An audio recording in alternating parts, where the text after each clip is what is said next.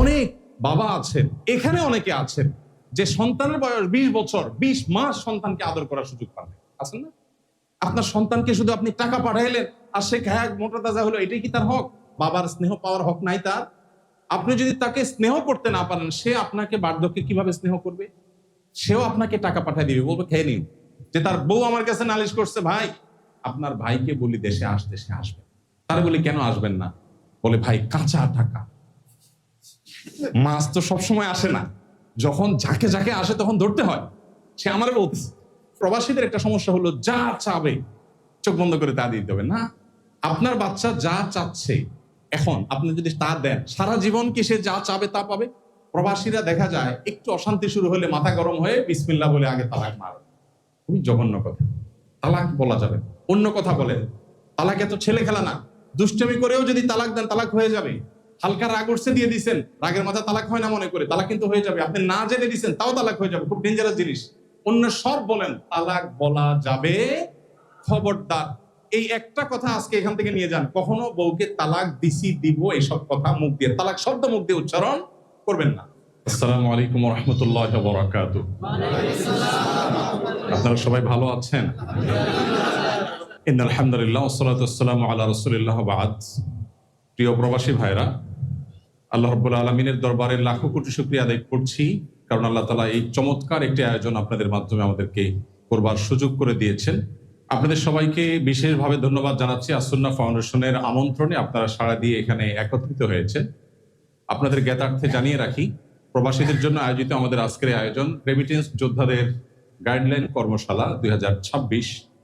এই আয়োজনে আজকে এখানে উপস্থিত হয়েছেন 54টি জেলা থেকে আগত 46 দেশের প্রবাসী ভাইরা। আলহামদুলিল্লাহ। এখানে আপনারা প্রায় 450 বেশি প্রবাসী উপস্থিত আছেন।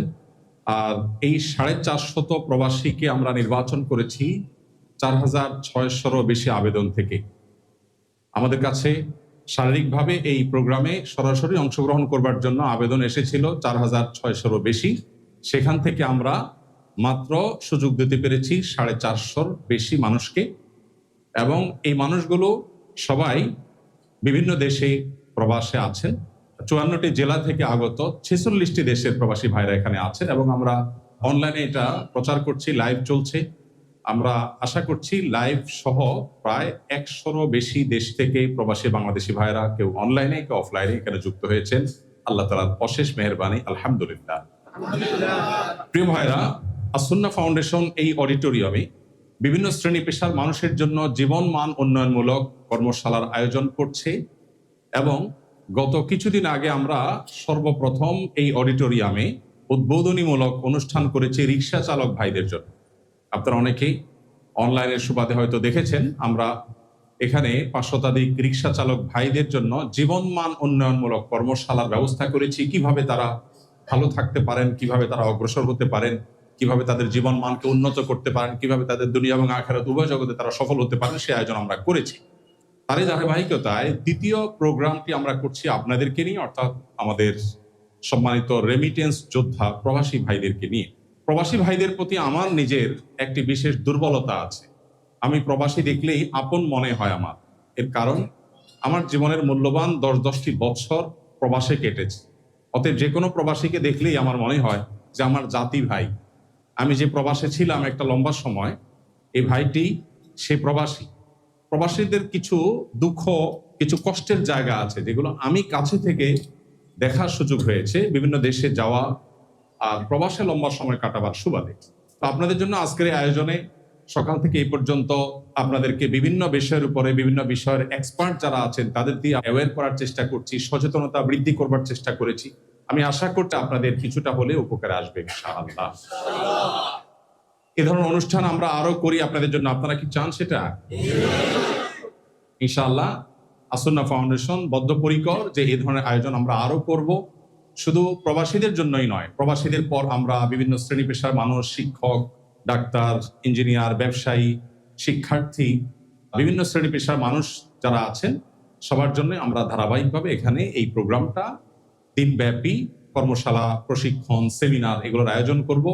কারণ আমরা আমাদের দেশে বিশেষ করে প্রশিক্ষণের অভাবে আমাদের অনেক সম্ভাবনাকে আমরা নষ্ট করে ফেলি, হারিয়ে ফেলি।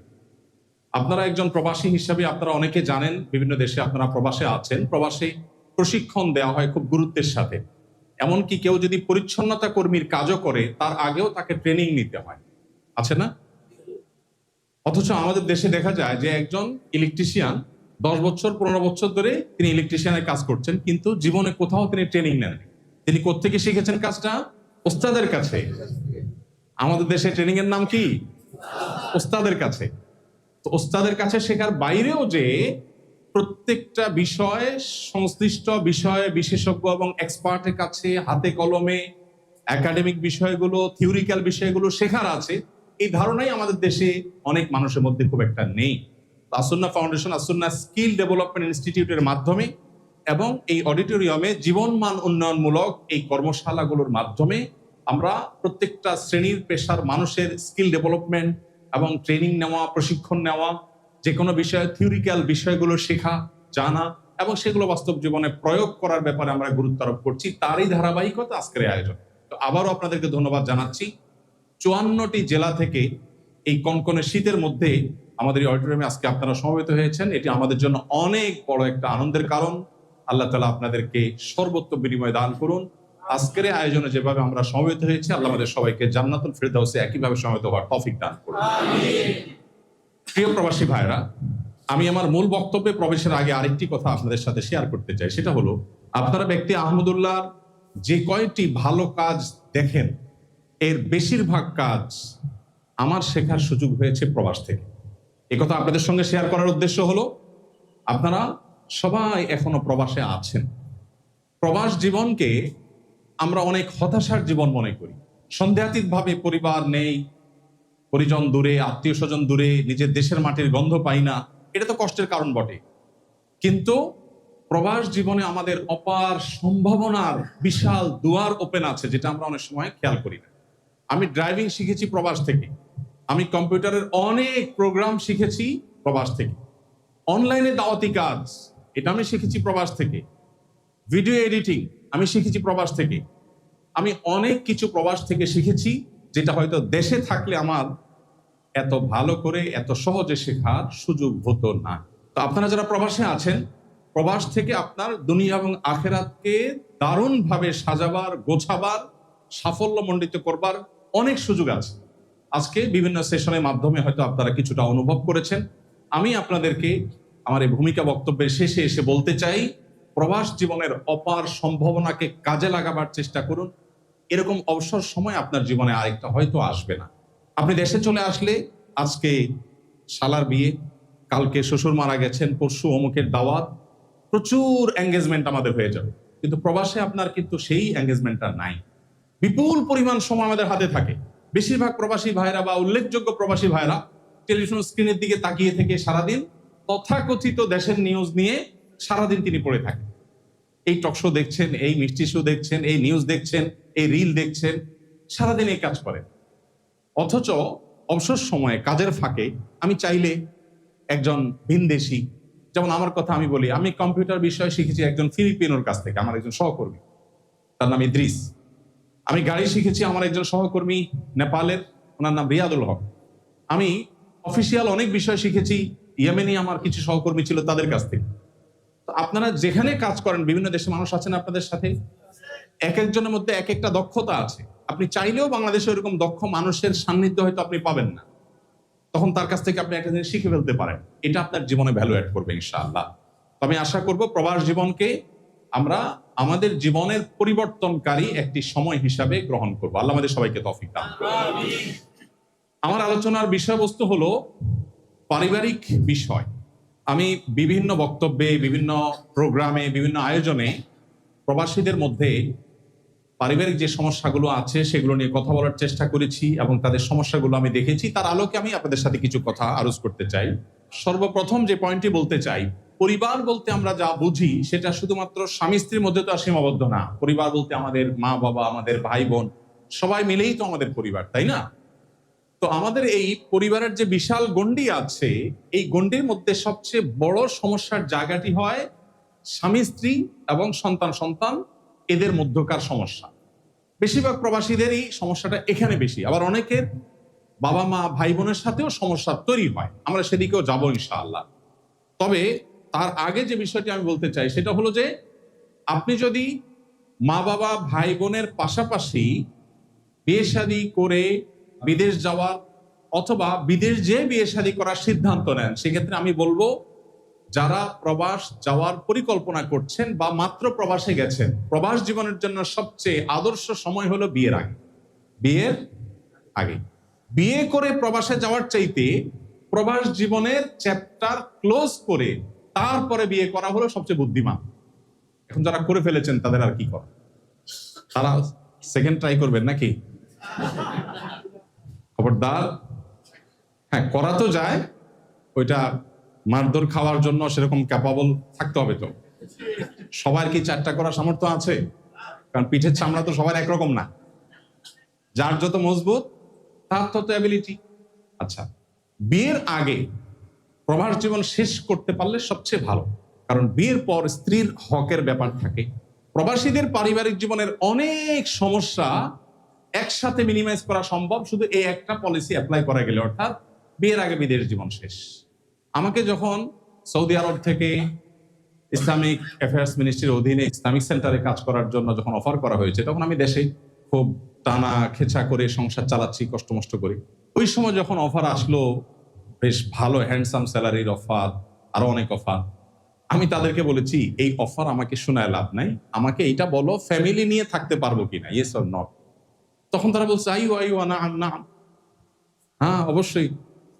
তো পরে গেলাম, যাওয়ার পরে তখন 2009 সালে তত্ত্বাবধায়ক সরকার আসলো, দেশে যত অকারেন্স করার লোকজন আছে যখন দরপাক শুরু হয়েছে সব যায় সৌদি আরব উঠে যায়, সৌদি আরবে আকাম টাকাম করে ভিসা বন্ধ হয়ে গেছে।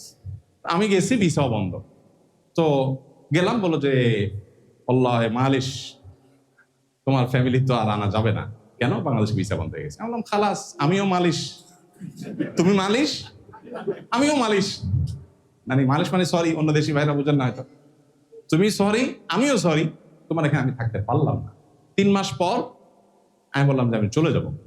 তখন তারা বললো কেমন কথা? আমি ফ্যামিলি ছাড়া একদিনও থাকবো না, আমার ফ্যামিলির হক আছে আমার প্রতি, ডাল ভাত খাবো, দেশে থাকবো। যাই হোক, পরে তারা বললো যে ঠিক আছে। পরে আল্লাহ তাআলা বিভিন্ন ভাবে ব্যবস্থা করেছেন আমার ফ্যামিলি ভিসা। ওকে, ফ্যামিলি ভিসা যখন দিয়েছো 10 বছর থাকবো, 10 বছর ছিলাম, আর ফ্যামিলি ছাড়া আমি 10 দিনও থাকবো। এই কথা এই জন্য বলা, যারা তরুণ অথবা আপনাদের ছেলেদেরকে অনেকে বিদেশ পাঠাবেন, ছোট ভাইকে বিদেশ পাঠাবেন, বিয়ে শাদী করার আগে বিদেশের পর্ব শেষ করতে পারলে স্ত্রীর অধিকারের ঝামেলা থাকে না, সন্তান লালন পালনের ঝামেলা, অনেক সমস্যা এগুলো থাকে না। এটা সবচেয়ে ভালো হয় যদি এই স্কোপটা থাকে। আর যদি এই স্কোপ না থাকে, তাহলে সেক্ষেত্রে আমরা চেষ্টা করব পরবর্তী অপশনে যাওয়া, সেটা হলো প্রবাস থেকে কিভাবে আমরা পরিবার পরিচালনা করব। প্রবাস থেকে পরিবার পরিচালনা করার জন্য, পরিবারকে সঠিকভাবে পরিচালনা করবার জন্য আমাদের বেশ কিছু জিনিস লক্ষ্য করা দরকার। সবকিছুর আগে সেটি হলো আমাদের প্রায়োরিটি ঠিক করা দরকার। আমি আমার পরিবারকে দুধে ভাতে রাখার জন্য বিদেশ গিয়েছি, প্রবাসে পাড়ি জমিয়েছি, খুব ভালো কথা। আর এটা ভালো কাজও, কারণ নবী করিম সাল্লাল্লাহু আলাইহি সাল্লাম বলেছেন তুমি তোমার স্ত্রীর মুখে যে খাবারটা তুলে দিচ্ছ, এটাও কি হয়? সাদাকার সওয়াব হয়। সো আপনি যে বিদেশে গিয়েছেন আপনার পরিবারের একটু সুখের জন্য, এর কারণ আপনি আল্লাহর কাছে কি পাবেন? সওয়াব পাবেন, সাদাকার সওয়াব পাবেন ইনশাআল্লাহ। কিন্তু পরিবার দুধে ভাতে থাকুক, এই চিন্তাটা আমরা যতটা করি তার চাইতে বেশি চিন্তা করা উচিত আমার পরিবার যেন জাহান্নামের আগুন থেকে রক্ষা পেতে পারে।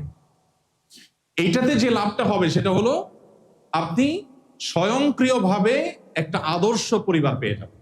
যে পরিবারের সদস্যরা আল্লাহর ভয় তাদের অন্তরে লালন করে, যারা জাহান্নাম থেকে বাঁচার জন্য তাগাদা অনুভব করে, সেই পরিবারের সদস্যরা আপনার চোখ জুড়িয়ে দিবে, এতে কোনো সন্দেহ নাই। যেই সন্তান, যেই স্ত্রী আল্লাহকে চিনে, সে স্বামীর হক আদায় করবে না? সে কি স্বামীর কোনো হক নষ্ট করবে? যেই সন্তান আল্লাহ এবং তার রাসূলের পরিচয় পেয়ে গেছে, সে কি বাবা মার নির্দেশের বাইরে যাবে? যাবে। তাহলে আপনার পরিবারের দুনিয়া এবং আখিরাত উভয় জগতের সামগ্রিক কল্যাণ নির্ভর করে আপনি পরিবারের জন্য কোন জিনিসটাকে প্রায়োরিটি দিচ্ছেন সেটার উপর। আপনার কাছে পরিবারের দুধে ভাতে থাকাটা বেশি গুরুত্বপূর্ণ, নাকি তাদের ঈমান আমলে থাকাটা বেশি গুরুত্বপূর্ণ? দুধে ভাতে থাকাটা আমাদের টার্গেট হবে, আমরা চাইবো তারা ভালো থাকুক, ভালো খাক, কিন্তু সেটা আমার কাছে যতটা গুরুত্বপূর্ণ তার চাইতে বেশি গুরুত্বপূর্ণ হতে হবে কি? ঈমান আমল। আল্লাহ রাব্বুল আলামিন কোরআনে কারিমে বলেছেন, ইয়া আইয়ুহাল্লাযীনা আমানু কু আনফুসাকুম ওয়া আহলিকুম নারা। হে ঈমানদারেরা, তোমরা নিজেদেরকে এবং তোমাদের পরিবারকে জাহান্নামের আগুন থেকে রক্ষা করো। দুনিয়া কয়দিনের? দেখতে দেখতে শেষ হয়ে যায়, তাই না? অনন্ত অসীমকালের জান্নাতে আমাদের একসাথে থাকতে হলে তার জন্য প্ল্যান করতে হবে, সঠিক প্ল্যান। এই প্ল্যানের অংশ হিসেবে আমাদেরকে অনেক কাজ করতে হবে। এর ভিতরে সবচেয়ে বড় কাজটা হলো, আপনি একজন, যারা বিবাহ এখনো করেন নাই, তারা একজন জীবন সঙ্গিনী খুঁজবেন এমন যিনি আল্লাহ ভীরু, যিনি মুত্তাকি। এখন মুত্তাকি কিন্তু বোরকা পড়লে হয়ে যায় না, মুত্তাকি কিন্তু শুধু নামাজ পড়লে হয়ে যায় না। ঠিক যেমন অনেক ছেলে আছে, দাঁড়িয়ে আছে, মাশাআল্লাহ, পাঞ্জাবি আছে, কিন্তু আবার 2 নম্বরই করে, আছে না নেই? ঠিক একইভাবে একজন মেয়ে লেবাস পোশাক পরলেই মুত্তাকি হয়ে যায় না। একজন ছেলে হোক আর মেয়ে হোক, মুত্তাকির সবচেয়ে বড় বৈশিষ্ট্যের বিষয় হলো তিনি আল্লাহর কাছে নিজেকে পরিপূর্ণভাবে সমর্পণ করেছেন কিনা, সারেন্ডার করেছেন কিনা। এটা যদি কেউ করতে পারেন তিনি মুত্তাকি। এখন এটা বুঝবেন কিভাবে? এটা জটিল, এটা আরেক আলোচনা, বিবাহ কেন্দ্রিক আলোচনা।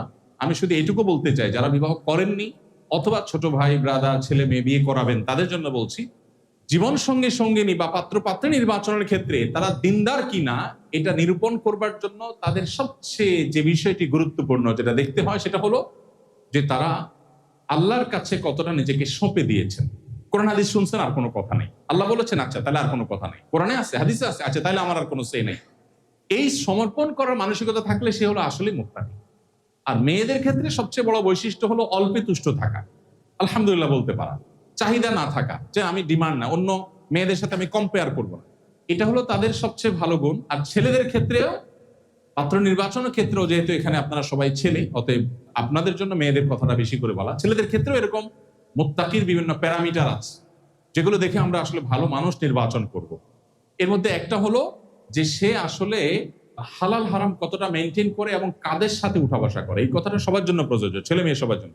বন্ধু সার্কেল দেখে বোঝা যায় সে আসলে মানুষটা কেমন, অনুমান করা যায়। এই জন্য পাত্রপাত্রী শুধুমাত্র চেহারা ছবি, শুধুমাত্র পয়সা আলা কিনা, শুধুমাত্র নামি খানদানি কিনা, শুধুমাত্র লেবাস পোশাক আছে কিনা, এগুলো না দেখে তার লাইফস্টাইল, সে যাদের সাথে চলাফেরা করে, সে কতটা সহনশীল, সে কতটা ধৈর্যশীল, তার ভিতরে কতটা তুষ্টি আছে, তার ভিতরে সবর কতটা আছে, এই জিনিসগুলো বেশি গুরুত্বপূর্ণ। যাই হোক, সেটা বিবাহ কেন্দ্রিক আলোচনা।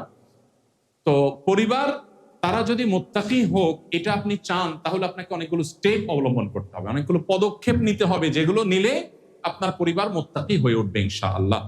এক্ষেত্রে আরেকটা হাদিস উল্লেখ করতে পারি, এখানে আছে, নবী করিম সাল্লাল্লাহু আলাইহি সাল্লাম বলেছেন, আলা কুল্লুকুম রাইন ওয়া কুল্লুকুম মাসউলুন আন রাইয়াতিহি। তোমাদের সবাই দায়িত্বশীল এবং সবাই যার যার দায়িত্ব সম্পর্কে জিজ্ঞাসিত হবে। অতএব আমরা সবাই পরিবারের দায়িত্বশীল, প্রত্যেকটা মানুষ পরিবারের দায়িত্বশীল। এই হাদিসের শেষ অংশে আছে, নবী করিম সাল্লাল্লাহু আলাইহি সাল্লাম বলেছেন, একজন পুরুষ তার পরিবারের সদস্যদের সবার ব্যাপারে তিনি দায়িত্বশীল।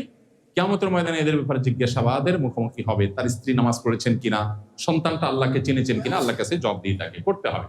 এই জন্য আমরা কি করব? পরিবারকে দিনদার করার জন্য, তাদেরকে আল্লাহমুখী করার জন্য, তাদেরকে আদর্শ পরিবার করার হিসাবে গড়ে তোলার জন্য আমরা কি করব? প্রথমত, নিজের এবং সঙ্গীর চরিত্র হেফাজতের গুরুত্ব দেওয়া। আপনার সাথে আপনার স্ত্রীর বোঝাপড়াটা পরিষ্কার হতে হবে। আপনার ইমো, আপনার হোয়াটসঅ্যাপ, আপনার মেসেঞ্জার আপনার স্ত্রী যে কোনো মুহূর্তে দেখতে পারে, এই সৎসাহস আপনার আছে কিনা।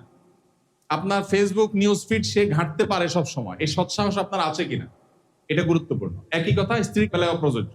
যদি এই সৎসাহস থাকে এবং এই জায়গাটা পরিষ্কার থাকে, তাহলে কিছুটা আপনি আল্লাহর শুকর আদায় করার জায়গায় আপনি আছেন। এখন ঘরে ঘরে দেখা যায় যে সবাই সবার থেকে লুকালুকি করে, আছে না? এই লুকালুকি করার মানে হলো আপনি সঠিক জায়গায় পুরোপুরি এখনো নাই।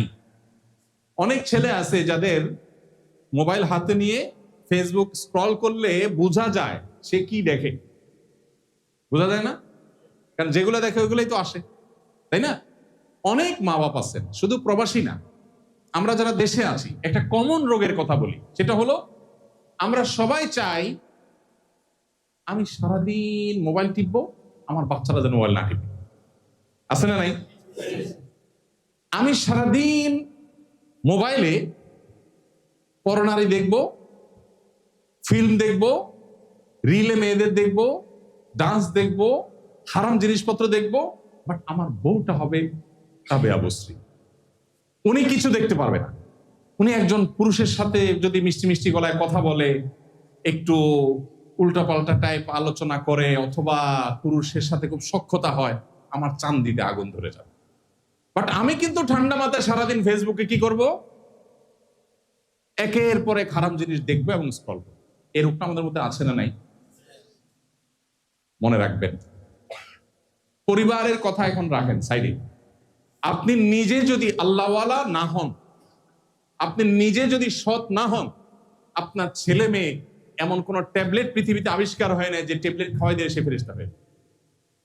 আমি কি বোঝাতে পেরেছি? এই জন্য ভাইরা, আমাদের সিদ্ধান্ত নিতে হবে। জীবনটা খুবই সংক্ষিপ্ত। দেশে থাকেন আর প্রবাসে থাকেন, জীবন কিন্তু আস্তে আস্তে বরফের মতো গলে শেষ হয়ে যাবে। অতএব আমি আল্লাহর কাছে নিজেকে সমর্পণ করব, আমার নিজেকে নিয়ন্ত্রণ করব। আমি হারাম কোনো কিছুর সাথে সংশ্লেষ রাখবো না, হারাম জিনিস দেখবো না। এটা সিদ্ধান্তের ব্যাপার। যদি আপনি হারাম জিনিস না দেখার কষ্ট নিতে পারেন, হারাম জিনিস না দেখাটা তো কষ্ট, কারণ মনে চায় দেখতে, মনের সাথে যুদ্ধ করতে হয়। এই কষ্টটা যদি আপনি নিতে পারেন, নগদ একটা নিয়ামত পাবেন। সেটা কি? আল্লাহ তাআলা আপনার পারিবারিক জীবনে এমন শান্তি, এমন সুখ দিবেন যেটা আপনি কল্পনা করতে পারবেন। আর হারাম ভাবে যদি আপনার স্বাদ আপনি আস্বাদন করেন, আপনার চাহিদা আপনি নিবারণ করেন, তাহলে হালাল পথে আপনার চাহিদা নিবারণ করার নিয়ামত আল্লাহ আপনাকে বঞ্চিত করবে, আপনাকে নিয়ে নেবেন। আপনার স্ত্রী আপনার পরম সুখের কারণ হোক, এটা যদি আপনি চান, তাহলে আপনি অন্যের স্ত্রী দেখা বন্ধ করেন, অন্যের মেয়ে দেখা বন্ধ করেন, অন্যের বোন দেখা বন্ধ করেন, অন্যের মা দেখা বন্ধ করেন, নিজের দৃষ্টিকে সংযত করেন। চেষ্টা করা যাবে না ইনশাআল্লাহ? এটা কিন্তু সিদ্ধান্তের ব্যাপার। এখানে অনেক ভাইরা আছেন এমন দেশে বসবাস করেন যেখানে মেয়েদের চলাফেরার আফতাব, ওপেন সিক্রেট আছে না? ভাইরা আমার, প্রতিদিন শত শত হাজার হাজার বার আমার আমলনামায় গুনাহ লেখা হচ্ছে। কয়টা টাকার জন্য, কয়টা পয়সার জন্য, একটু ইনকামের জন্য আমার ঈমান, আমার আমল, আমার আখিরাত পুরাটা নদীতে ডুবাই দিলাম। আল্লাহর কসম, এর চাইতে লস প্রজেক্ট, এর চাইতে দুর্ভাগ্যজনক বিনিয়োগ আরেকটা হতে পারে না।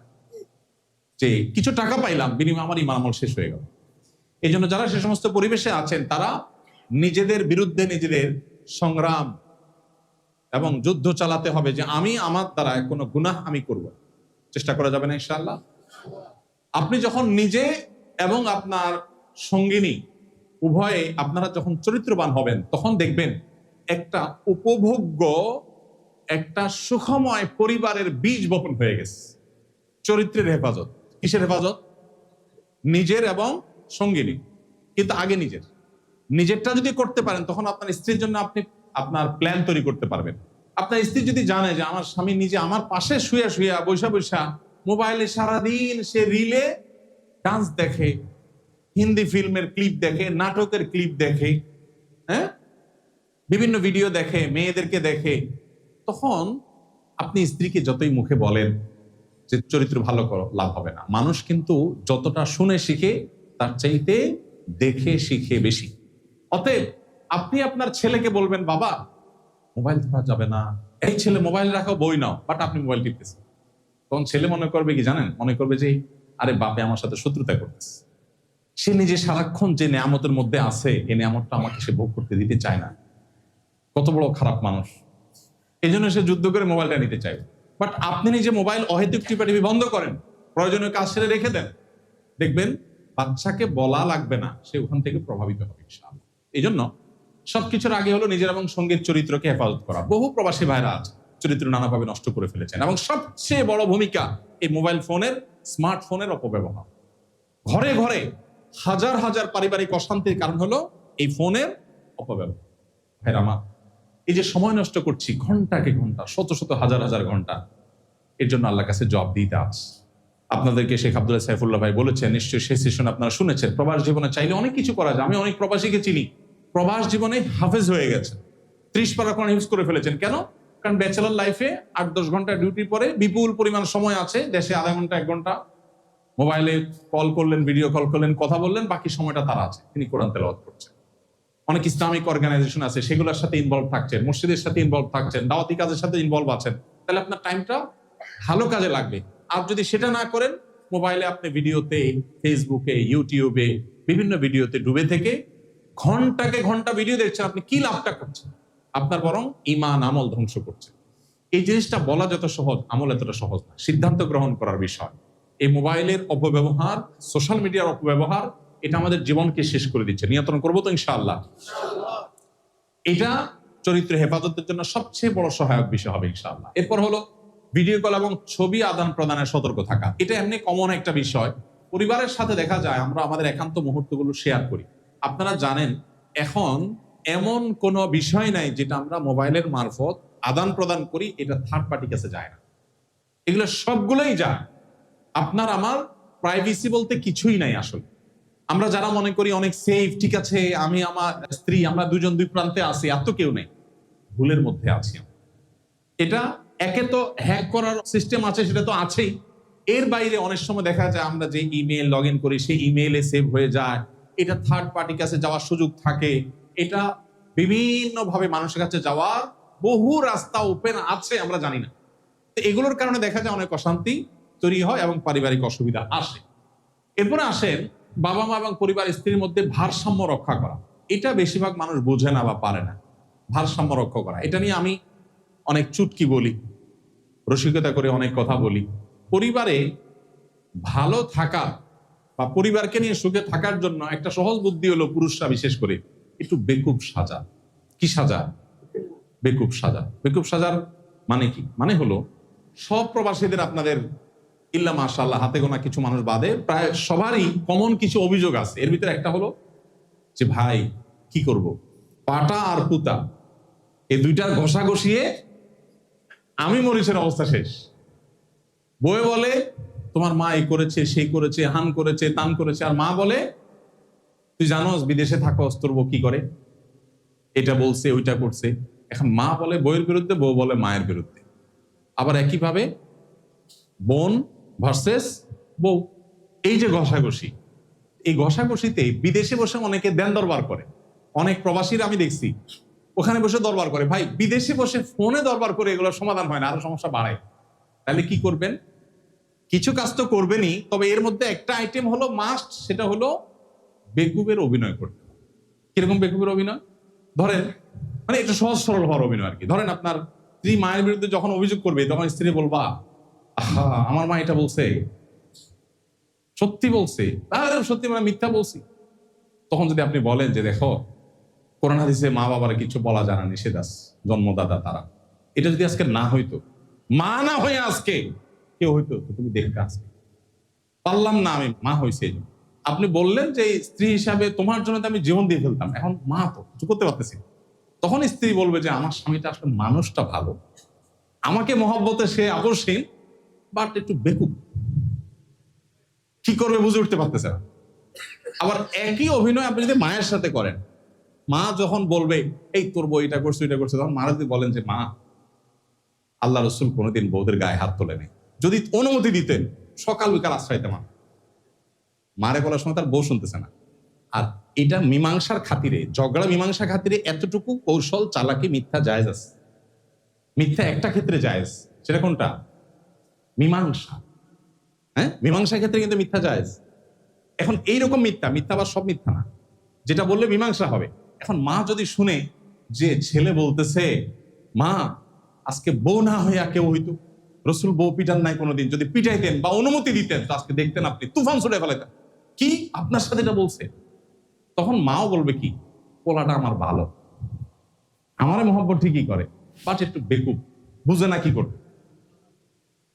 মা এবং বউ দুজন কথা শুনে ফেলছে, ভাই এই বুদ্ধি মহিলারা শুনে গেছে, ধরে ফেলবে, ঠিক আছে যে তুমি মৌলবীতে শিখে আসছো, এই তো অভিনয় করতেছো, তো আরেকটা অ্যাপ্লাই করবেন, আমি কি সব শিখে দিব নাকি? আমি একটা ধরাই দিলাম, বাকিগুলো আপনাকে আবিষ্কার করতে হবে। আচ্ছা না, এটা কিন্তু সিরিয়াস ইস্যু। অনেকে করে কি, মায়ের হইয়া বইয়ের কাছে যায়া তুমি কি বললা আমার মারে, এত বড় সাহস তোমার। এবার ওখান থেকে এক দৌড়ানি গায়, তোমার মায়ের একজনের কথা শুনে বলতো, উনি কি বলছো তুমি জানো? এবার মায়ের কথাগুলো শোনা পরে মারে বলে, মা তুমি এগুলো বলছো? দৌড়ানি বইয়ের কাছেও খায়, মায়ের কাছেও খায়। এরপরে যা বলে সে হতাশ। এগুলো শুধু বেশিরভাগ ক্ষেত্রে বুদ্ধির অভাবে। তবে হ্যাঁ, পরিবার থেকে দীর্ঘদিন যখন দূরে থাকবেন এই সমস্যাগুলো হবেই হবে। অনেক প্রবাসী আছে যাদের জীবনের চাহিদার কোনো শেষ নেই। আমি যখন প্রবাসে ছিলাম আমার সাথে অনেক লোকজন ছিল, দেশ থেকে যখন যায়, বিশেষ করে মিডল ইস্টে বা ইউরোপে যারা যেখানে আছেন, দেশ থেকে যখন প্রথম যায় ছুটির পর, যাওয়ার সময় কান্নাকাটি, মন খারাপ, ওটারে রেখে যাচ্ছি, বাচ্চাটার জন্য কলিজা পড়তেছে, এয়ারপোর্টে যাওয়ার সময় চোখের পানি, সব অবস্থা খারাপ। যাওয়ার সময় বাচ্চারা মুছতে মুছতে বলে, বউরে শেষ, এইবার শেষ, আর আসবো না, এই ভিসাটা শেষ করি, আর বিদেশ ভাল লাগে না, ডাল খাই ভাত খাই, দেশে থাকি। ওখানে যাওয়ার পরে যখন খেপসার গ্রান পায়, রিয়াল, ডলার, ইউরো, কসকসা, তখন আস্তে আস্তে আবার মানসিকতা চেঞ্জ হয়ে যায়। এরপর আর আসে না। আমি এরকম বহু লোক দেখছি যে শুধু মরণটা বাকি রয়েছে, বাকিটা শুধু মরার জন্য দেশে এসে মরবে, এইটা শুধু বাকি রাখছে, আর সব দেশ শেষ। ভাইরা আমার, দুনিয়ার চাহিদার কোনো শেষ নেই। আপনি প্রবাসে থাকেন, কিন্তু একটা টার্গেট থাকতে হবে। আমি 10 বছর কাটানোর পর যখন আমি প্রবাস থেকে চলে আসি, আমার এই পেশায় যারা আছেন, আরো আলেমরা আছেন না সারা দেশে, তখন আমার অনেক সহকর্মীরা বলছে, পাগল নাকি, এত ফ্যাসিলিটিস, এত সুযোগ সুবিধা রেখে দেশে আসতে, দেশে এসে কি করবো, কিছু যায় না, একরকম অন্ধকার। আল্লাহর উপর ভরসা করে চলে আসলাম। ভাইরা আমার, অনেকে বছরকে বছর পরিবারের হক নষ্ট করে, অনেক বাবা আছেন, এখানে অনেকে আছেন যে সন্তানের বয়স 20 বছর, 20 মাস সন্তানকে আদর করার সুযোগ পান না। আছেন না? আপনার সন্তানকে শুধু আপনি টাকা পাঠাইলেন আর সে খায় মোটা তাজা হলো, এটাই কি তার হক? বাবার স্নেহ পাওয়ার হক নাই তার? আপনি যদি তাকে স্নেহ করতে না পারেন, সে আপনাকে বার্ধক্যে কিভাবে স্নেহ করবে? সেও আপনাকে টাকা পাঠিয়ে দিবে, বলবে খেয়ে নিন, কারণ আপনি বিদেশ থেকে টাকা পাঠিয়ে দিচ্ছেন, খেয়ে নে। তো সে বুড়াকালে সেও কি করবে? টাকা পাঠিয়ে দিবে, খেয়ে নাও। কিন্তু আপনি যখন অনুভব করবেন টাকাটাই সবকিছু না, সন্তানের ভালোবাসাটা দরকার হয়। অনেক প্রবাসী আছেন 20 বছর 25 বছর প্রবাসে কাটিয়েছেন, স্ত্রীকে 6 মাসের জন্য সময় দিতে পারেন। খুবই দুর্ভাগ্যজনক বাস্তবতা। আপনি বলবেন, ভাই দেনা শোধ করতে পারি না, এটা না এটা না। কিছু লোক আছেন অনেক ক্রাইসিসে আছেন, তবে বেশিরভাগ মানুষের হলো লোভ এবং দুনিয়ার চাহিদার কোনো শেষ নাই। আমি এমন প্রবাসীও চিনি যে তার বউ আমার কাছে নালিশ করছে, ভাই আপনার ভাইকে বলি দেশে আসতে, সে আসবে। তার বলি, কেন আসবেন না? বলে, ভাই কাঁচা টাকা, মাছ তো সবসময় আসে না, যখন যাকে যাকে আসে তখন ধরতে হয়। সে আমার বলতেছে, মাছ তো সবসময় আসে না, যখন আসে মাছ দেখলে জাল না মেরে কেমনে যায় মানুষ? আমার তো মাছ আসতেছে। তাই বললাম, মাছ কি করবেন? মাছ খাওয়ার জন্য চুলা লাগবে না, রান্না লাগবে না, পাতিল লাগবে না, শুধু মাছ ধরলেই হবে? আরে ভাই, সারা জীবন কামাই করবেন, ভোগটা কখন করবেন? ফ্যামিলির সাথে না থাকলে ভোগটা পূর্ণাঙ্গতা পায়। এই জন্য বলছি, ফ্যামিলিকে ছাড়া বিদেশ করলে এর জন্য একটা পরিকল্পনা আপনার থাকতে হবে। আমি এত বছর এই টার্গেট পূরণ করবো, ইনশাল্লাহ এরপর আর করবো না। প্রথম যায় বলে কি, মায়া মায়া, প্রথম নতুন, একদম নতুন যখন যায়, প্রথম কয়েক মাস দেখি মন টন খারাপ। কি হয়েছে ভাই? নতুন আসছি তো ভালো লাগে না, যাক আসছি যেহেতু ভিসা টিসা দেনা টানা করে ভিসা নিছি, তো ভিসার টাকাটা শোধ করলে ভাই আমি আর থাকবো। ভিসার টাকাটা শোধ হয়ে গেলে এরপরে কি, ভাই আপনি না চলে যাওয়া গেলেন না যে? ভাই ওই যে ঘরটা তো করতে পারি না, একটু ঘরটা করবো একটু। আচ্ছা ঘর করলেন, ঘর করলো, হ্যাঁ ভাই ঘর তো হয়ে গেছে। এবার বলে, ভাই ওই যে বাজার একটা দোকান না নিলে দেশে যায় কি করে খাবো, দোকান নেওয়ার চিন্তা করতেছি, বাজারটা জমি রাখার চেষ্টা করতেছি। এরপরে ওইটা রাখছে। হ্যাঁ ভাই এরপর ভাই একটু ঢাকায় একটা ফ্ল্যাটে শেয়ারে বুকিং দিয়ে ফেলছি, ভাই কি করবো? তো এরপরে বলে, ভাই ওই যে ছোট ভাইটারে আনতে হবে তো, এরপরে মেয়েটার বিয়ে দিতে হবে, এরপর নাতিটারে পড়াইতে হবে, এরপরে মালাকুল মউত এসে বলে, তোমার টাইম তো শেষ। ভাইরা, এই কথাগুলো এই জন্য বলা, পরিবারকে শুধু টাকা পাঠাই দিয়ে যারা মনে করছেন পরিবারের হক আদায় করছেন, অনেক প্রবাসী আছেন স্ত্রীদেরকে দোষ দিচ্ছেন অমূলক, আবার অনেক স্ত্রীরা প্রবাসীদের প্রতি জুলুম করছেন। আপনি নিজে তাকে সময় দিতে পারেন না একান্তে, আর সময় আজকাল কোত্থেকে দিবে? প্রবাসীদেরকে কি বলবো, দেশিরা অনেকে বউয়ের সাথে শুয়ে মোবাইল টিপে, বউরা আমাদের কাছে নালিশ পাঠা, ভাই একটু ওয়াজ করেন, কি হয়েছে? বলে, বেটা আমার পাশে বৈশা সারা রাত মোবাইল টিপাই, কম বক্স আছে না নাই? এ রোগী এখানেও আছে না ভাইরা আমার? খুবই অন্যায়, খুবই অন্যায়। আল্লাহর কসম, এই মোবাইল ফোন আমাদের বেশিরভাগ মানুষের জাহান্নামে যাওয়ার কারণ হবে। জাহান্নাম যেতে হবে না বহুত পরের কথা, দুনিয়াতে অনেক মানুষের জীবনকে শেষ করে দিচ্ছে, ধ্বংস করে দিচ্ছে মোবাইল ফোনের অনিয়ন্ত্রিত ব্যবহার। এটাকে কন্ট্রোল করতে না পারলে আপনার দুনিয়া আখিরাত বরবাদ হবে। মাস্ট ফ্যামিলিকে একান্তে সময় দেন। আমি প্রায় সময় বলি, আমি নিজে দিনে কমপক্ষে 1 থেকে 1.5 ঘন্টা ফিজিক্যাল খেলাধুলা, ব্যাডমিন্টন, ক্রিকেট খেলাধুলা আমার বাচ্চাদের সাথে আমি প্রতিদিন করি। আজকেও করবো, যে এখান থেকে আজকেও এখান থেকে গিয়ে মাগরিবের পরে খেলবো। গতকালকেও খেলেছি। গতকালকে মেহমান আসছে বাসা, খেলার ডিস্টার্ব হয়েছে, মাগরিবের পরে খেলি, পরে ওইটা কাজা কাফার আদায় করে আসার পরে খেলছি। কিন্তু খেলা মাস্ট, কারণ আমার বাচ্চার সাথে আমি যখন খেলবো না, কোথায় কার সাথে খেলতে যাবে, কোন নষ্ট কিছু শিখবে, একটা গালি শিখবে, আমি তার বন্ধু হয়ে যাই, আমি তাকে সময় দিই। আমার কাছে আমার টাকাটাই বড় জিনিস না, আমার সন্তান সবচেয়ে বড় অ্যাসেট। এই সন্তান, আপনি যে টাকা কামাই করছেন, আপনার সন্তানের চেয়ে বহুগুণ বেশি টাকার জন্ম দিবে। আপনি এখন যে টাকা কামাই করছেন, আপনার বাবা এত টাকা কামাই করতে পারেন। আপনি এখন যা কামাই করছেন, এর চেয়ে আপনার সন্তান বহুগুণ কামাই করবে আগামী জেনারেশন। সো টাকাটা বড় জিনিস না, ওকে মানুষ বানানো বড় জিনিস। মানুষ বানানোর জন্য সময় দিতে হয়। বেশিরভাগ প্রবাসীরা দেখা যায়, ছেলে মোবাইলে, আব্বু আমার তো একটা মোবাইল লাগে। কি করবো আব্বু? বলে ওই যে অনলাইন ক্লাস আছে মোবাইলে, ধানায় ফানায়। বুঝ দিলে তো আপনি 1 হাত লম্বা একটা মোবাইল পাঠিয়ে দিবেন। আপনি মোবাইল পাঠান নাই, আপনি মূলত একটা পিস্তল পাঠাইছেন, আপনি মূলত একটা বিষের বোতল পাঠাইছেন, আপনি একটা ধারালো চাকু পাঠাইছেন আপনার সন্তানকে ধ্বংস করবার জন্য। আপনাদের উৎসাহের জন্য বলি, আমি বিভিন্ন সময় বলি, আমার 17-18 বছর বয়সের ছেলে, এখনো তার কাছে কোনো স্মার্টফোন নাই। স্টিল নাও কোনো ফোন নাই, তার কোনো ফোন নাই। একটা বাটন ফোন, ছোট। এটা এই কিছুদিন আগে দেওয়া হয়েছে যে তার টিচাররা আসে, কোচিং এ যায়, পড়ালেখা করতে হয়, এতটুকু যোগাযোগের জন্য, তাও ওই বাটন, স্মার্টফোন নেই। তো আমার যে 18-19 বছর বয়সের ছেলে স্মার্টফোন ছাড়া চলতে পারে। অনেকদিন তার ফোন ছিল না, বাহিরে মাদ্রাসায় যেত, রাস্তা দিয়ে আসা যাওয়া করতো। তো সমস্যা কি? আপনি বলুন, যোগাযোগ যখন মোবাইল ছিল না, মানুষের সব মরে সাফ হয়ে গেছে। এককালে যখন মোবাইল ছিল না, মানুষ চলছে না, তো তার কোনো অসুবিধা হলে কোনো একটা দোকানে দাঁড়ায় ফোন করবে, আব্বুকে ফোন করবে, আম্মুকে ফোন করবে। এই যে বাচ্চাদেরকে, বিশেষ করে প্রবাসীদের একটা সমস্যা হলো, যা চাবে চোখ বন্ধ করে তা দিতে হবে না। আপনার বাচ্চা যা চাচ্ছে, এখন আপনি যদি তা দেন, সারা জীবন কি সে যা চাবে তা পাবে? কোরআনে কারিমে একটা সূরা আছে, সূরার নাম সূরা লোকমান। কি নাম? লোকমান আলাইহিস সালাম তার ছেলেকে কতগুলো উপদেশ দিয়েছেন, আল্লাহর কাছে পছন্দ হয়েছে, জন্য আল্লাহ কোরআনের অংশ করে দিয়েছেন। তার ভিতরে একটা হলো ওয়াসবির আলা মা আসাবাক। তিনি তার ছেলেকে বলেছেন, বাবা, জীবনে বিপদ আসলে ধৈর্য ধারণ করো। এখন ছেলে মোবাইল চাইছে, আপনি দিলেন না, এটা একটা বিপদ না? এটা তার জন্য একটা সমস্যা না? সে ধৈর্য ধারণ করতে পারে কিনা? আপনি সে যা চায় তাই যদি দেন, তার জীবনে, সারা জীবনে যা চাইবে তা তো পাবে না। জীবনে অনেক সময় অসুবিধা হবে, তখন সেগুলো নিতে পারবে। বুঝেন নাই কথা? সবচেয়ে বড় কথা হলো, আপনি নিজে যদি নিয়ন্ত্রণ করতে পারেন। সে যদি দেখে বাবা একটার পর একটা ফোন চেঞ্জ করে, আজকে আইফোন, কালকে স্যামসাং, আজকে আইফোন অমুক, কালকে আইফোন তমুক, তখন সন্তান মনে করবে আমার বাপ মানুষটাই খারাপ। সে নিজেই টিপবে, বাট আমার দিবেন। আপনি যদি মোবাইলের প্রতি এত আসক্ত না হন, কাজের জন্য একটা মোবাইল দরকার, ঠিক আছে রাখেন, কিন্তু নিয়ন্ত্রণহীন না থাকে, সময় দেন, তাহলে পরিবারের বেশিরভাগ সমস্যার সমাধান এখানে পেয়ে যাবে। এখন আপনি বলবেন, ভাই পরিবেশটা তো এরকম হয়ে গেছে, এটার ওষুধ কি? এটার ওষুধ হলো এনভায়রনমেন্ট। আমরা আমাদের ফ্যামিলিতে যে জিনিসটা ফলো করি, যে আমার ফ্যামিলি ভাইয়ের ফ্যামিলির সাথে মিশতে যাবে, কেন? কারণ ওনার ফ্যামিলিতে বাচ্চা কাচ্চারা মোবাইলে আসক্ত না, তাহলে আমার বাচ্চা ওনার বাসায় বেড়াতে গেলে খারাপ কিছু দেখবে।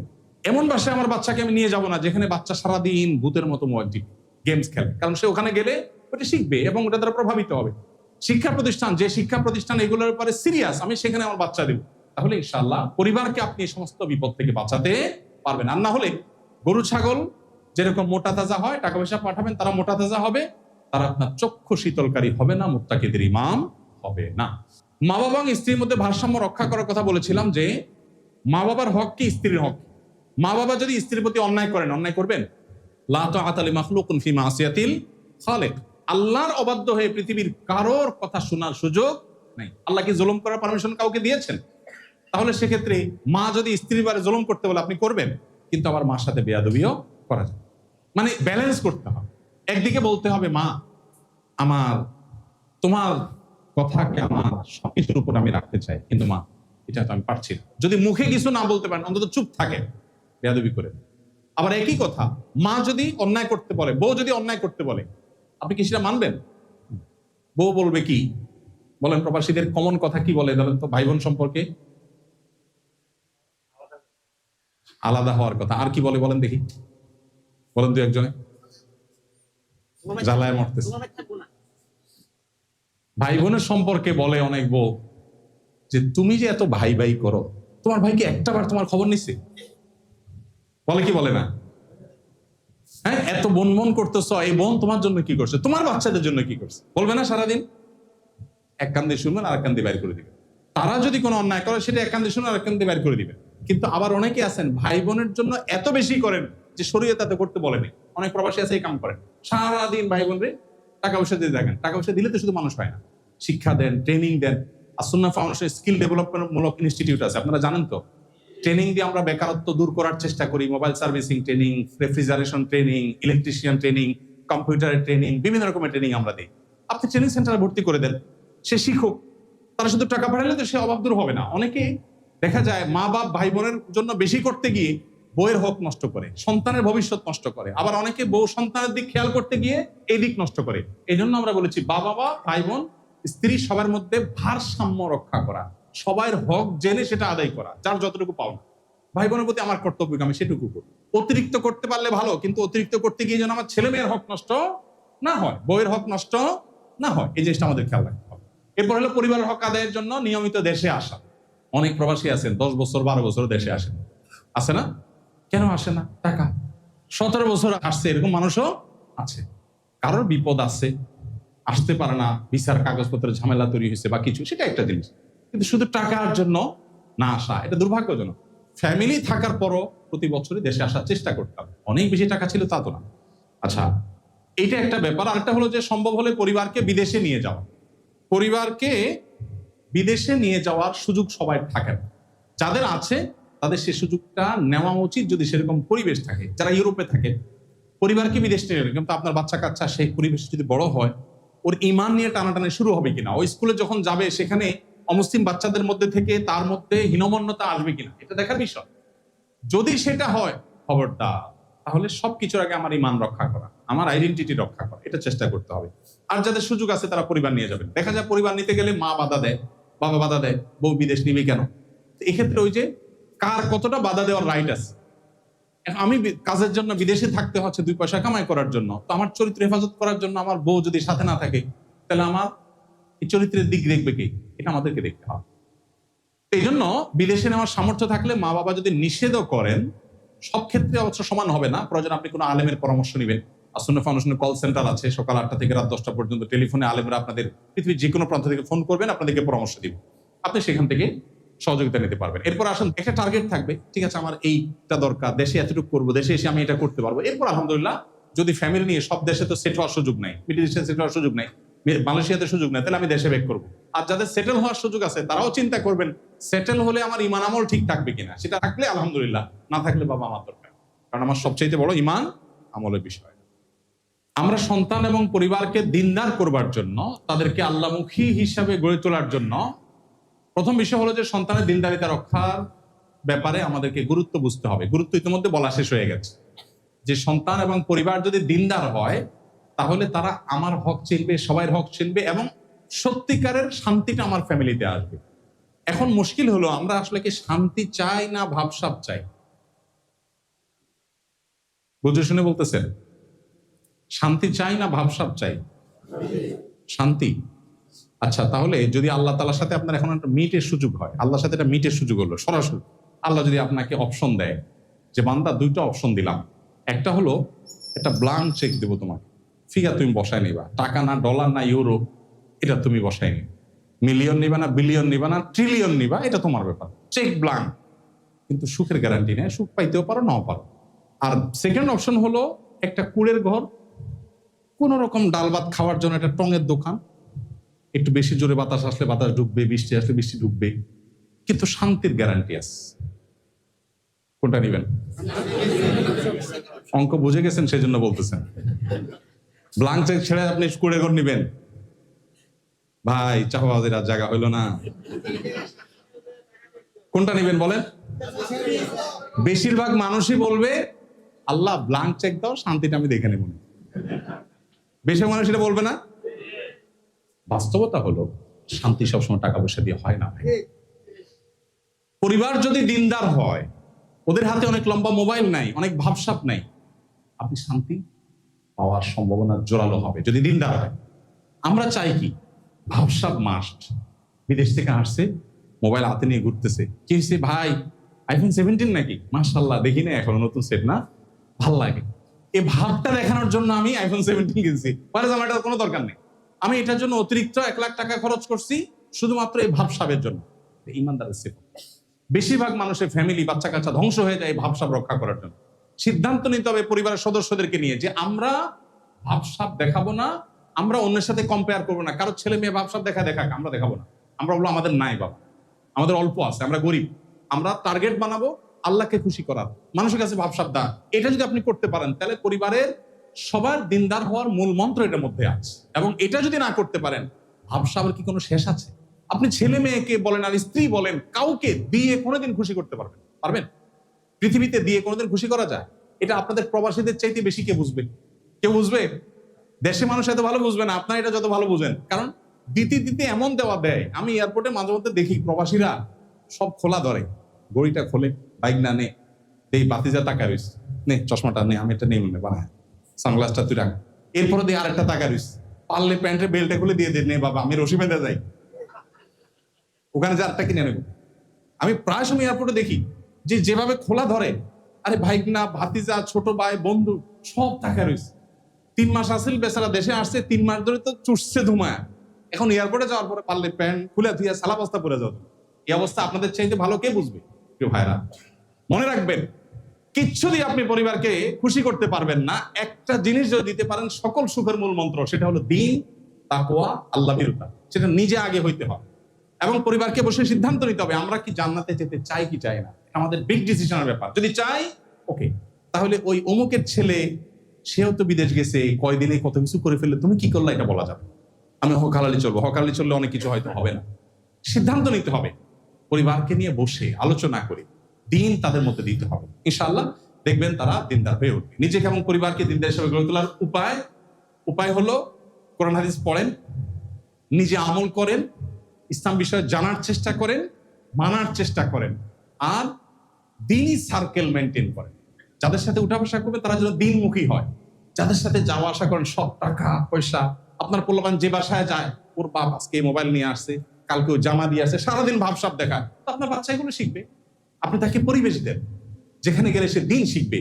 যে ফ্যামিলিতে গেলে দেখবে বাচ্চা তাহাজ্জুদের নামাজ পড়ছে, বাচ্চা নফল রোজা রাখছে, বাচ্চা ভালো নেকামল করছে, তখন আপনার বাচ্চা তার মতো হইতে চাইবে। পরিবেশ দ্বারা মানুষ প্রভাবিত হয়।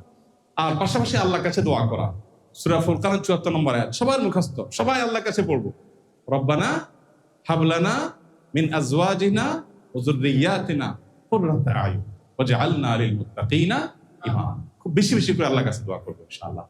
সন্তানকে ভোগবাদী না করে ত্যাগী করবেন। আমি একটা কথা প্রায় সময় বলি, ভোগের জন্য কোনো যোগ্যতা লাগে না। লাগে? ভোগ সবাই করতে পারে। একটা ফকিরনিরেও যদি আইনে আপনি ভোগে লাগিয়ে দেন, পারবে না ভোগ করতে? কিন্তু ত্যাগ সবাই পারেন। মনে রাখবেন, বিদেশে গেছেন টাকা পয়সা দেখে সারাদিন বাচ্চাদেরকে গরু ছাগলের মতো ভোগবাদী বানাবেন না।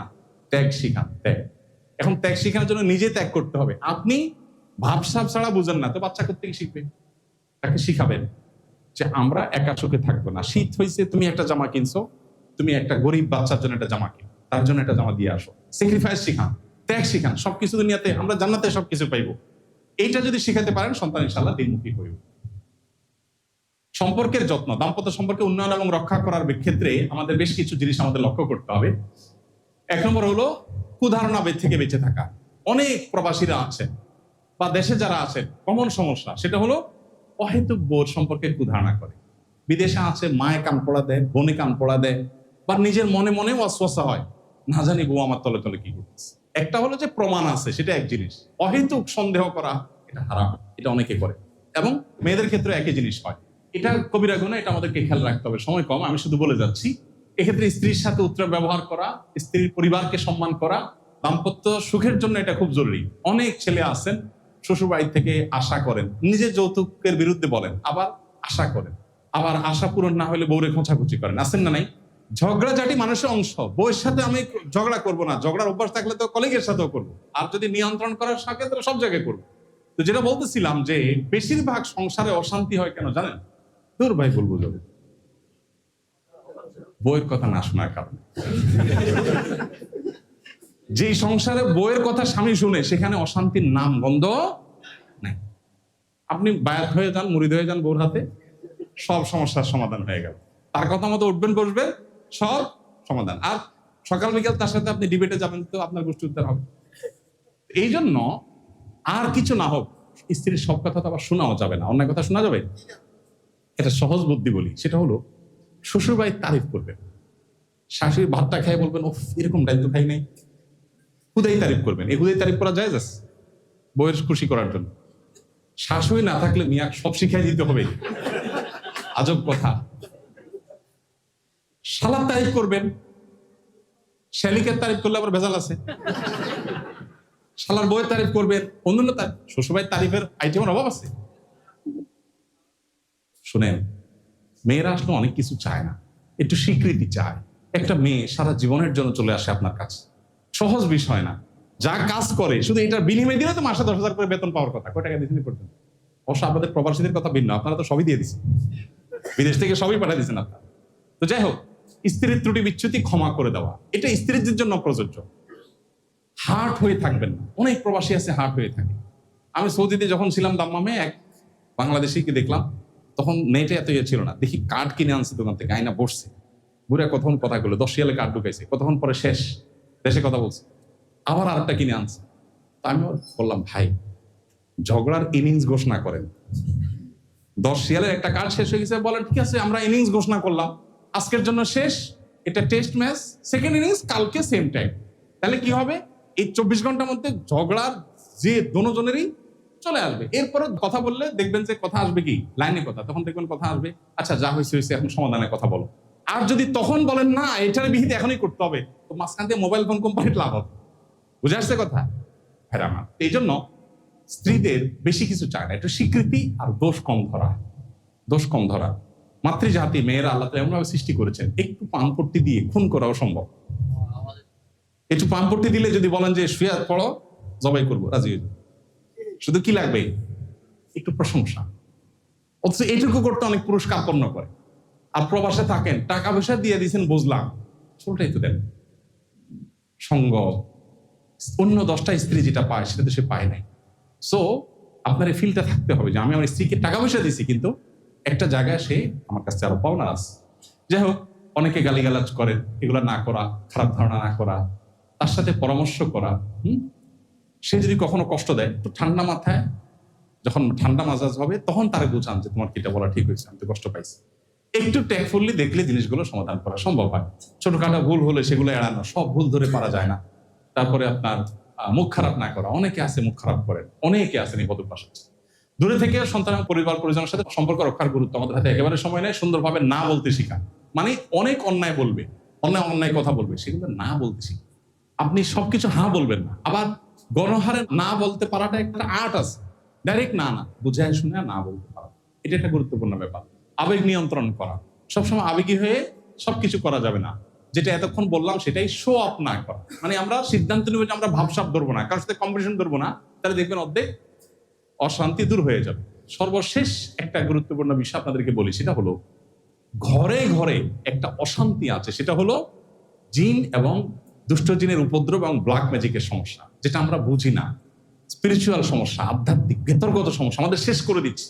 হঠাৎ স্বামী স্ত্রী অশান্তি, কোনো কারণ নেই। দুজন বোঝেন যে কেন আমি রাগ হয়ে যাচ্ছি, অহেতুকি চেতে যাচ্ছি, অহেতুক রাগারাগি করে ফেলতেছি। আসলে কাহিনী করতেছে কে? শয়তান। এখানে দেখা যায় অনেক সময় আপোষের তাবিজ করে আত্মীয় স্বজনে ধ্বংস করে, অনেক সময় শয়তান, অনেক সময় নানাভাবে নিজেরা শয়তানের জালেবন্দী হয়ে যায়।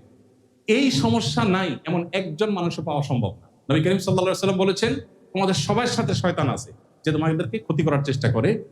অতএব সবার সাথে যেহেতু আছে, সবাইকে ক্ষতি করার চেষ্টা করে। উপায় কি? রুকিয়া। অনেক ফ্যামিলিতে আছে বাচ্চা কাচ্চা অস্বাভাবিক নষ্ট হয়ে গেছে। বিশেষ করে প্রবাস জীবন থেকে আমরা বাচ্চাদের অনেক অ্যাক্টিভিটিস দেখে আমরা অনেকে খুব বেশি হতাশ হয়ে যাই। বাচ্চাদের প্যারেন্টিং নিয়ে আমাদের কথা বলার সময় আজকে একেবারেই নাই, সেটা আমরা অন্য কোনো সময় ইনশাআল্লাহ বলবো। বা আপনারা অন্য কোনোভাবে জেনে নেবেন। বাচ্চাদের লালন পালনের ক্ষেত্রে একটা তো হলো তাদের চাহিদাকে নিয়ন্ত্রণ করা, সব চাহিদা পূরণ না করা। দ্বিতীয়ত হলো তাদেরকে ভালো পরিবেশ দেওয়া, হ্যাঁ। তৃতীয়ত তাদের জন্য দোয়া করা। চতুর্থ হলো তাদেরকে সঙ্গ দেওয়া, সময় দেওয়া, সেরকম শিক্ষা প্রতিষ্ঠান নির্বাচন করা। এর পাশাপাশি তারা যেন শয়তান থেকে পানাত পায়, এজন্য স্ত্রী সহবাসের সময় নবী সাল্লাল্লাহু আলাইহি ওয়াসাল্লাম দোয়া শিক্ষা দিয়েছেন।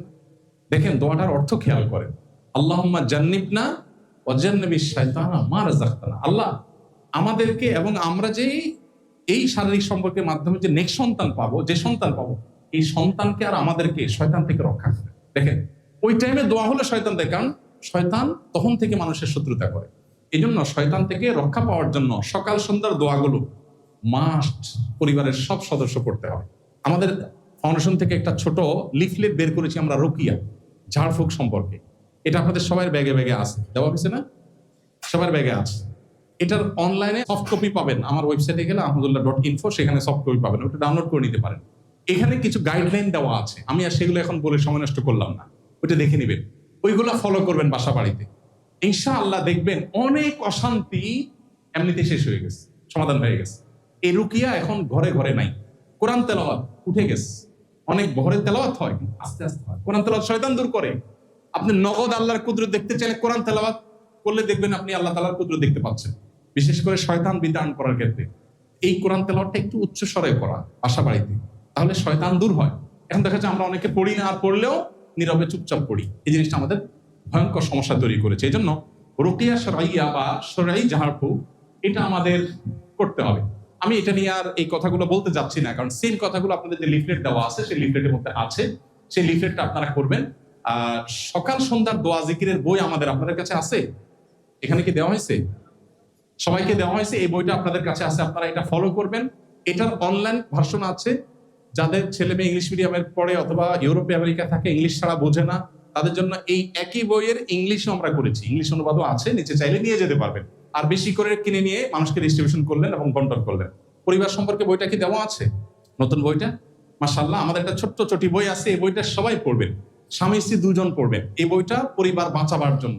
পারিবারিক কলহের কারণে অনেকে বিবাদে লিপ্ত হন, ঝামেলা যান, তালাকে চলে যান। খবরদার, প্রবাসীরা দেখা যায় একটু অশান্তি শুরু হলে মাথা গরম হয়ে বিসমিল্লাহ বলে আগে তালাক মারে। খুবই জঘন্য কথা, তালাক বলা যাবে। অন্য কথা বলেন, তালাক এত ছেলে খেলা না। দুষ্টমি করেও যদি তালাক দেন, তালাক হয়ে যাবে।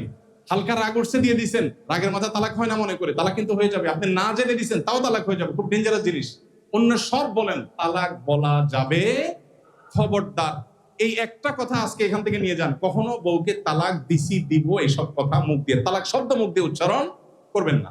এবং একই কথা বোনদেরকে আমি বলতে চাই, অনেক মেয়েরা আছে কিছু হইলে ব্যাগটা গোছায়, আছে না? কিছু পোলাপান আছে ছোট লোকই করে, বন্ধুর সাথে একটু সমস্যা হয়েছে, তোমার সাথে কাটটি, সকাল বিকাল কাটটি, আছে না? ঠিক মহিলা আছে বাপের বাড়ি চলে যাবো, ছেলে কিছু আছে স্বামীর বাড়ি চলে যাবে। এগুলো জুলুম, এগুলো করা যাবে না। একটা সুখী পরিবারের জন্য অনেকগুলো বিষয় দরকার। এখানে কিছু বিষয় আমরা টাচ করার চেষ্টা করেছি, এর বাইরে আরো অনেক বিষয় আছে। এসব বিষয়গুলো আমাদেরকে আমলে আনতে হবে। প্রবাস জীবনে আল্লাহ তাআলা আমাদের সবাইকে পারিবারিকভাবে সুখী, সমৃদ্ধ এবং আল্লাহর প্রিয় পাত্র হওয়ার তৌফিক দান করুন। আপনার পরিবারটাকে যদি আপনি সুন্দর করে গড়ে নেন, আল্লাহ ভীরু বানান, মুত্তাকিদের ইমাম বানান, আপনার পরিবারটা দারুণ উপভোগ্য হবে। আপনার কাড়ি টাকা না থাকুক, সন্তানটা আল্লাহকে চিনে, স্ত্রী আল্লাহকে চিনে, আপনি আল্লাহকে চিনেন। 5 ওয়াক্ত নামাজ পড়েন, হালাল হারাম মেনটেন করেন, হারামের ধারে কাছেও যান না। মনে রাখবেন, আপনার পরিবার দেখতে পারেন অনেকে অনেক বড় বড় অট্টালিকা করছে, গাড়ি বাড়ি করছে, করছে আপনি সুখী, বাট আপনাকে শয়তান দেখাবে কি ও অনেক সুখী আছে, তুই কিছু করতে পারিস নাই, আপনি হচ্ছে বেশি কিছু করতে পেরেছেন। আল্লাহ আমাদের সবাইকে সুখী পরিবার পাওয়ার তৌফিক দান করুন।